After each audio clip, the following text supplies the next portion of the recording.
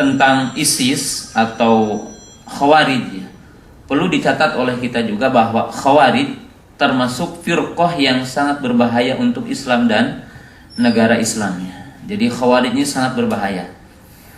Ada satu hal yang mungkin karena saya juga punya sejarah dengan Khawarij ini.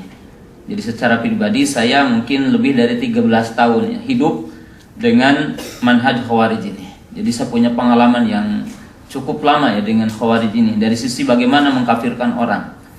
Dan perlu diketahui ya bahwa Khawarij ini kenapa sangat berbahaya. Bahkan bahayanya itu sama dengan Syiah.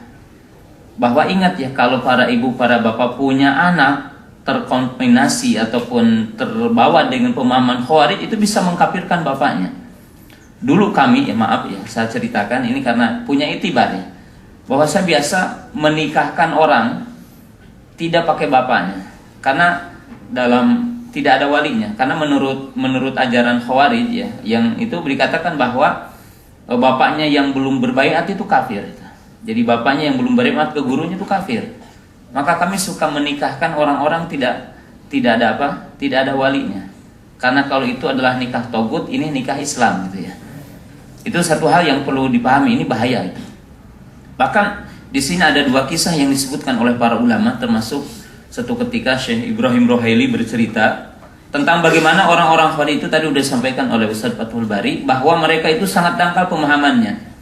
Ada orang Khawarij yang lebih sedahsyat yang tadi yang membunuh siapa? Abdullah bin Khobab dengan istrinya. Ada dikisahkan bahwa orang Khawarij itu membunuh kedua orang tuanya. Jadi salah seorang pemuda ini, masih muda, membunuh bapak dengan ibunya. Setelah dia membunuh ibu dengan bapaknya, membacakan ayat surah Al-Mujadilah ayat 22. La tajidu qauman yu'minuna billahi wal yawmil akhir wa duna man hadallah. Dia mengatakan, demi Allah tidak ada dalam kehidupanku senikmat setelah aku membunuh kedua orang tuaku. Karena aku mengamalkan ayat yang tadi. Kenapa? Bapak ibunya itu belum berbaiat. Dia kafir itu. Dan ini adalah anak cucu ISIS tadi. Kemudian yang kedua, kisah yang kedua itu dikisahkan bahwa ada orang Khawarij. Ini bukan dulu, sekarang. Dia membunuh bapaknya, lalu membelah kepalanya, lalu dikeluarkan otaknya itu. Lalu disangrai, dikeringkan itu. Digongseng, digoreng ya. Digoreng itu pakai minyak, ini tidak pakai minyak. Pakai pasir, dikeringkan, lalu dijadikan kopi. Lalu dia teguk dengan kopi. Dan dia berkata, demi Allah, dalam sepanjang hidupku tidak ada senikmat ketika aku meneguk kopi ini.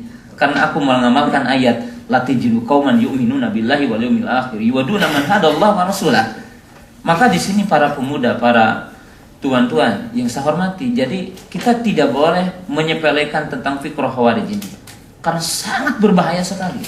Jadi jangankan membunuh orang lain, orang tuanya, ibunya bisa dibunuh karena fikrah ini. Karena fikrah yang sangat berbahaya ini.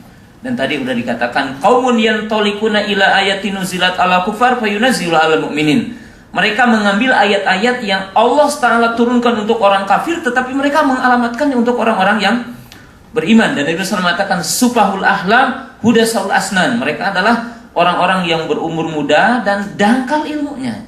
Jadi dangkal pemahamannya. Jadi ini salah satu yang perlu kita waspadai juga terhadap ajaran-ajaran yang muncul di tengah-tengah umat ini adalah ajaran Khawarij.